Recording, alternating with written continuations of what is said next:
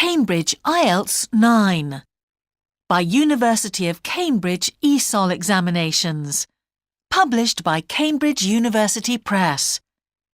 This recording is copyright. CD 1. Test 1.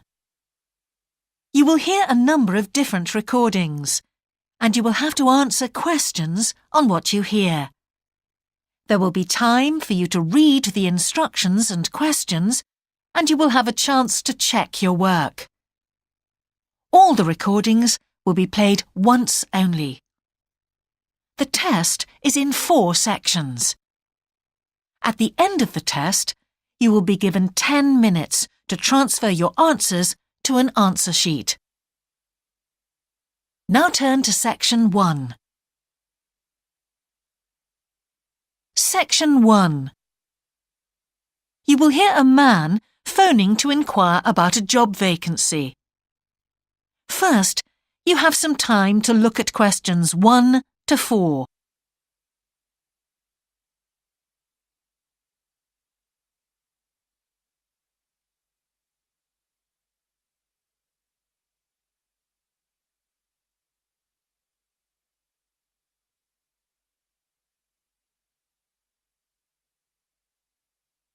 You will see that there is an example that has been done for you.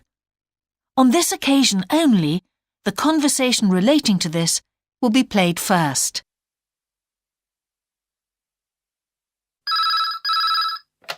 Good evening, King's Restaurant. Good evening. I'm ringing about the job I understand you have vacant. Oh, yes. The job vacancy is at a restaurant, so a restaurant has been written in the space. Now we shall begin. You should answer the questions as you listen, because you will not hear the recording a second time. Listen carefully and answer questions 1 to 4.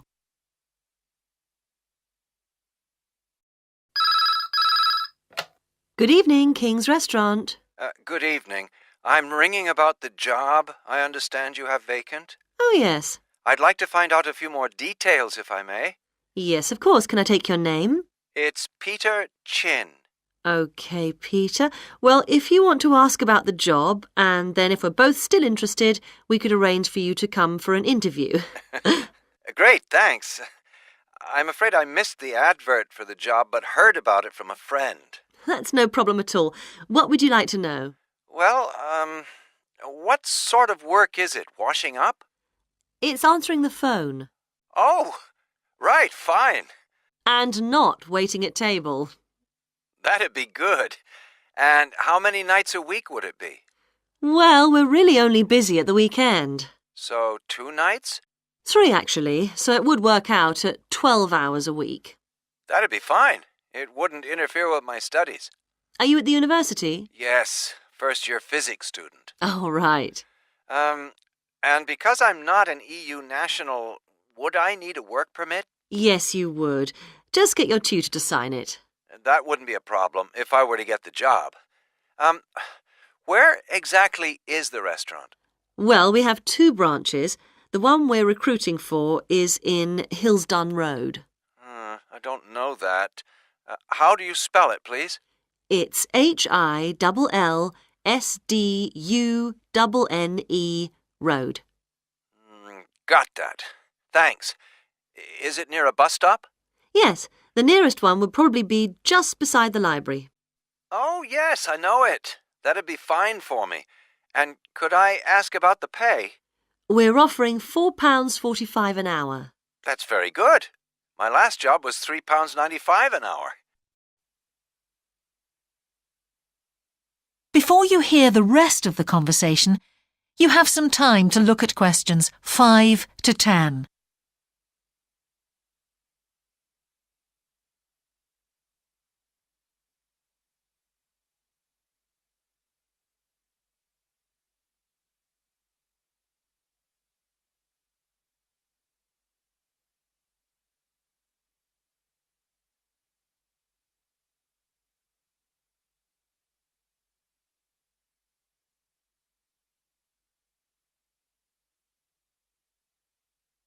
Now listen and answer questions 5 to 10.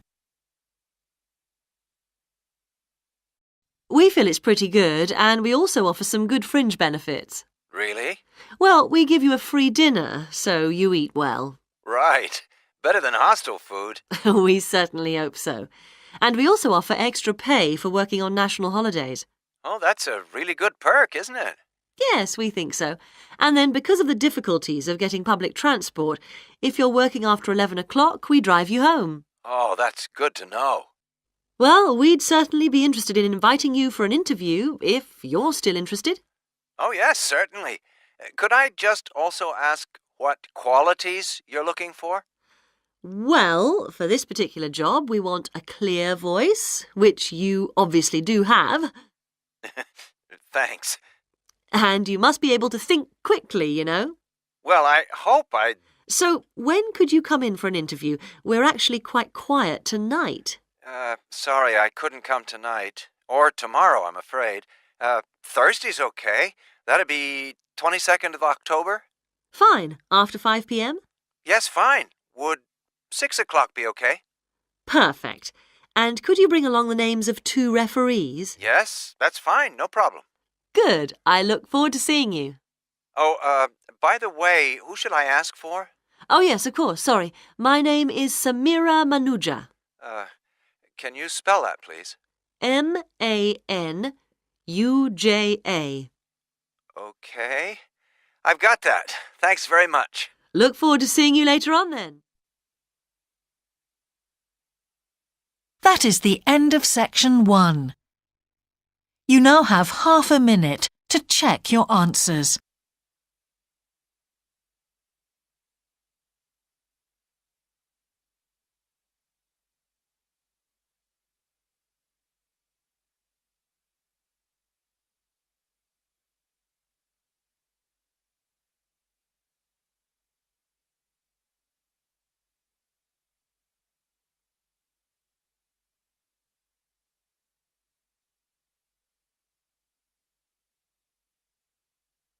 Now turn to section 2.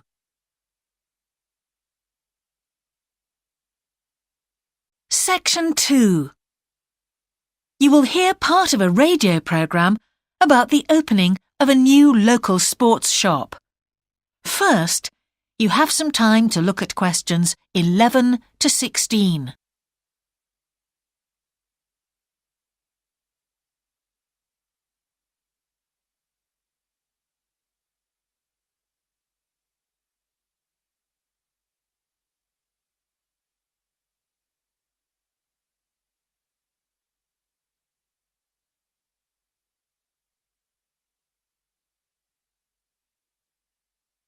Now listen carefully and answer questions 11 to 16.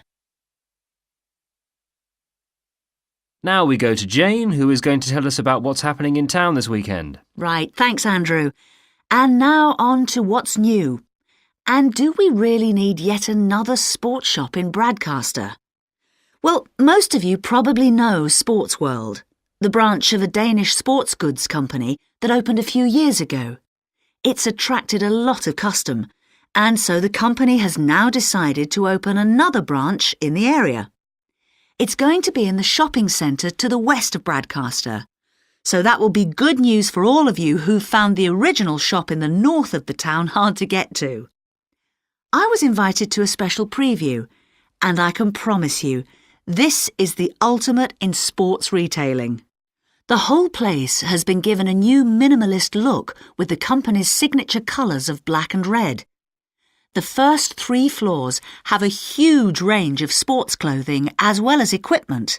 And on the top floor, there's a cafe and a book and DVD section. You'll find all the well-known names, as well as some less well-known ones. If they haven't got exactly what you want in stock, they promise to get it for you in 10 days. Unlike the other store, where it can take up to 14 days. They cover all the major sports, including football, tennis and swimming. But they particularly focus on running, and they claim to have the widest range of equipment in the country. As well as that, a whole section of the third floor is devoted to sports bags, including the latest designs from the States. If you can't find what you want here, it doesn't exist. Before you hear the rest of the programme, you have some time to look at questions 17 to 20.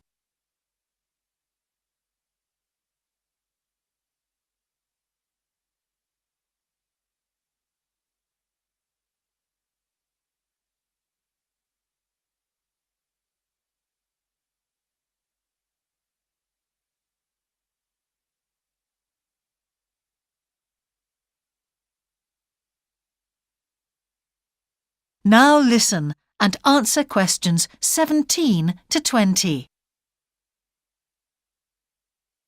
The shop will be open from 9 a.m. this Saturday, and if you go along to the opening, then you'll have the chance to meet the national 400 metres running champion, Paul King, who's coming along to open the shop. And he will be staying around until about midday to chat to any fans who want to meet him and sign autographs. Then there will be a whole range of special attractions all weekend. There will be free tickets for local sporting events for the first 50 customers, and also a special competition open to all. Just answer 15 out of 20 sports questions correctly to win a signed copy of Paul King's DVD, Spring Tips, while the first person to get all the questions correct gets a year's free membership of the Bradcaster Gym. All entrants will receive a special sports calendar with details of all Bradcaster fixtures in the coming year. One of the special opening offers is a fitness test, a complete review of your cardiac fitness and muscle tone, actually done in the shop by qualified staff. This would normally cost £30, but is available at half price for this month only. There are only a limited number of places available for this, so to make a booking, phone 560-341. In addition, if you open an account, you get lots more special offers, including the chance to try out equipment at special open evenings. That is the end of section 2. You now have half a minute to check your answers.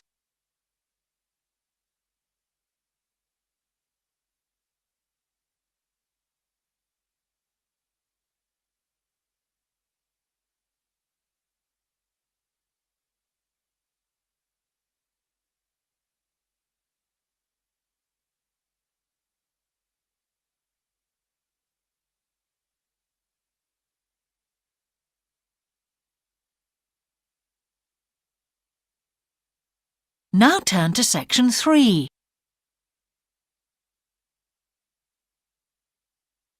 Section 3. Two overseas students called Spiros and Hiroko have just finished the first semester of their university course. They are discussing with their English language teacher how they coped with the course. First, you have some time to look at questions 21 to 25.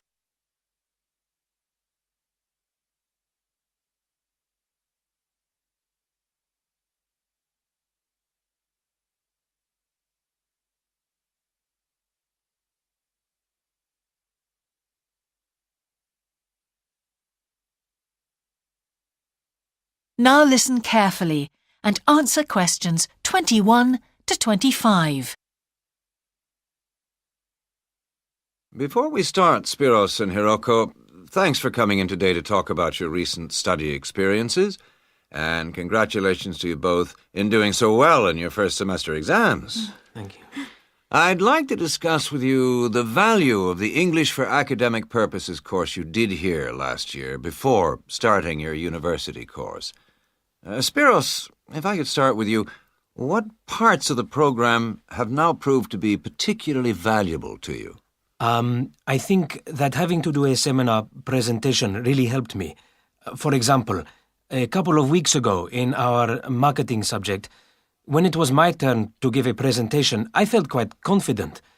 Of course, I was still nervous, but because I had done one before, I knew what to expect.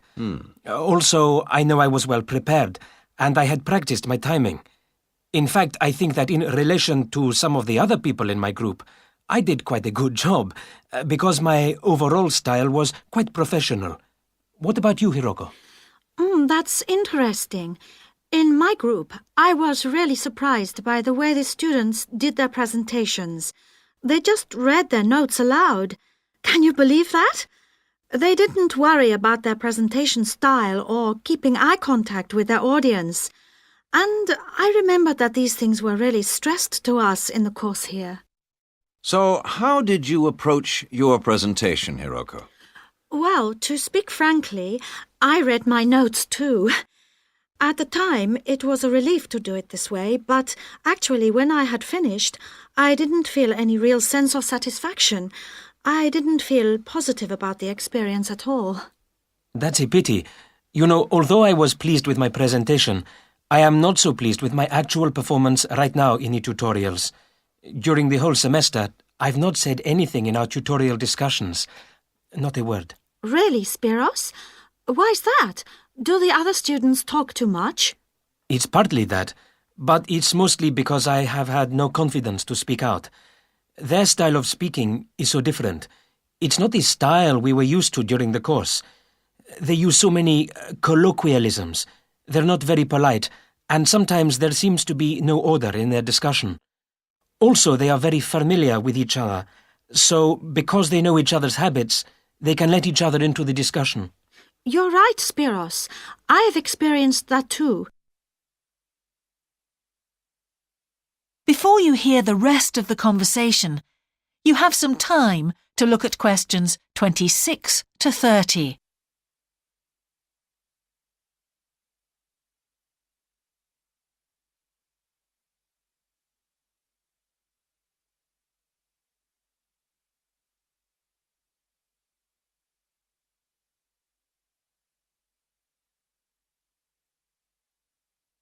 Now listen and answer questions 26 to 30.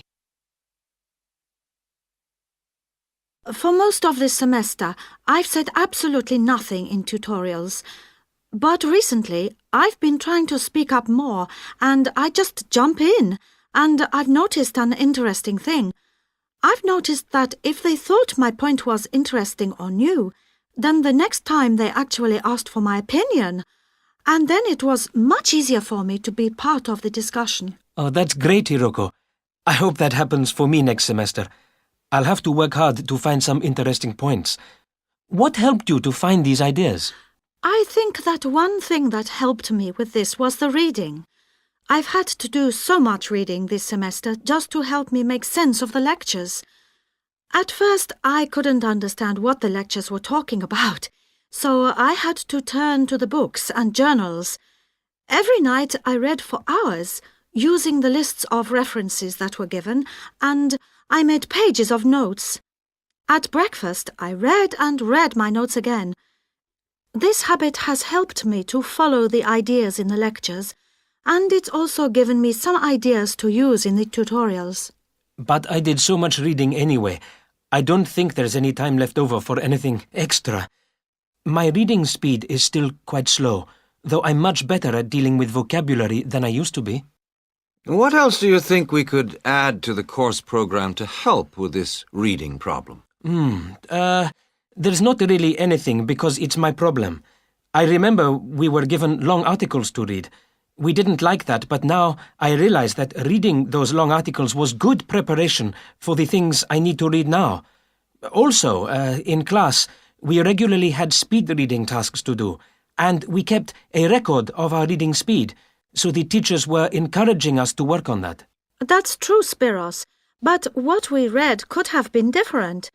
Sometimes in the English class, I felt frustrated when I had to read articles about the environment or health or education, because I wanted to concentrate on my own field, but we didn't read anything about engineering. So I think I wasted some time learning vocabulary I didn't need. But surely the strategies you were taught for dealing with that vocabulary were helpful? Yes, but psychologically speaking, I would have felt much better working on reading from my own field. What do you think, Spiros? Oh, I agree. That would have helped my confidence too, and I would have been more motivated. It was good, though, that we could work on our own topics when we wrote the research assignments. Okay, let's move on to writing now. That is the end of section 3.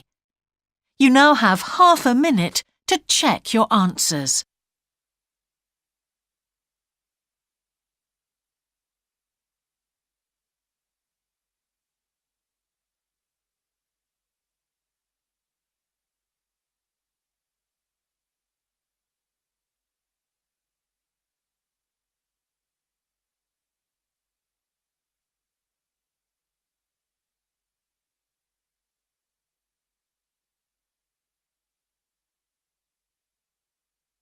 Now turn to section 4.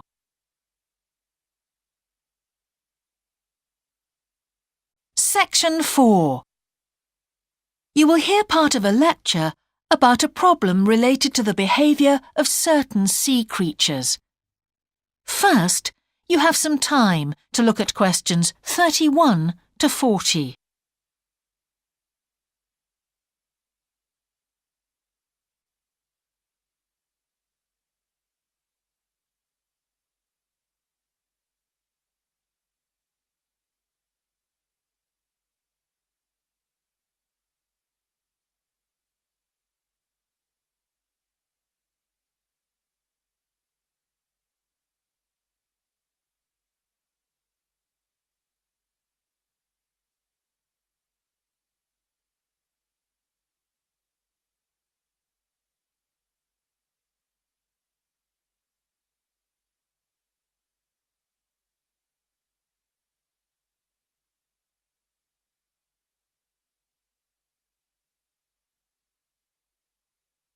Now listen carefully and answer questions 31 to 40.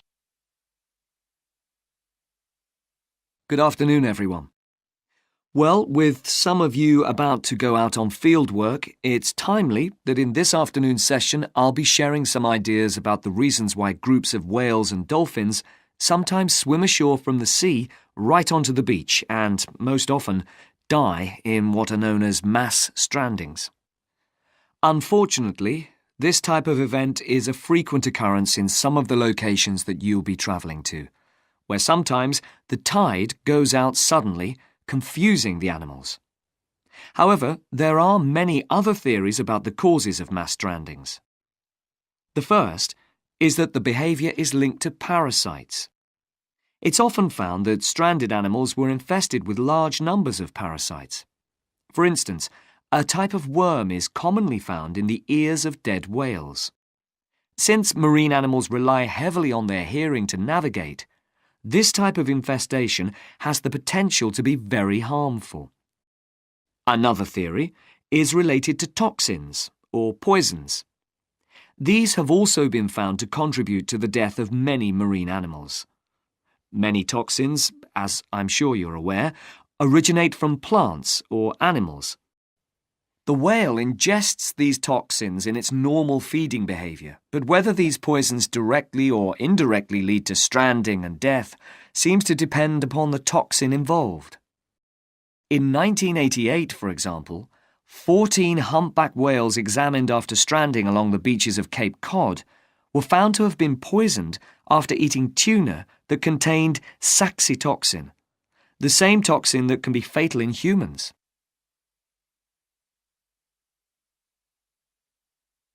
Alternatively, it has also been suggested that some animals strand accidentally by following their prey ashore in the confusion of the chase. In 1995, David Thurston monitored pilot whales that beached after following squid ashore. However, this idea does not seem to hold true for the majority of mass strandings because examination of the animal's stomach contents revealed that most had not been feeding as they stranded. There are also some new theories which link strandings to humans. A growing concern is that loud noises in the ocean cause strandings. Noises such as those caused by military exercises are of particular concern and have been pinpointed as the cause of some strandings of late. One of these, a mass stranding of whales in 2000 in the Bahamas, coincided closely with experiments using a new submarine detection system. There were several factors that made this stranding stand out as different from previous strandings. This led researchers to look for a new cause. For one, all the stranded animals were healthy. In addition, the animals were spread out along 38 kilometres of coast, whereas it's more common for the animals to be found in a group when mass strandings occur. A final theory is related to group behaviour and suggests that sea mammals cannot distinguish between sick and healthy leaders and will follow sick leaders, even to an inevitable death. This is a particularly interesting theory, since the whales that are thought to be most social, the toothed whales, are the group that strand the most frequently. The theory is also supported by evidence from a dolphin stranding in 1994. Examination of the dead animals revealed that, apart from the leader, all the others had been healthy at the time of their death. Without one consistent theory, however, it is very hard for us to do anything about this phenomenon except to assist animals where and when we can. Stranding networks have been established around the world to aid in rescuing animals and collecting samples from those that could not be helped. I recommend John Connor's Marine Mammals Ashore as an excellent starting point if you're interested in finding out more about these networks or establishing one yourself. That is the end of section 4. You now have half a minute to check your answers.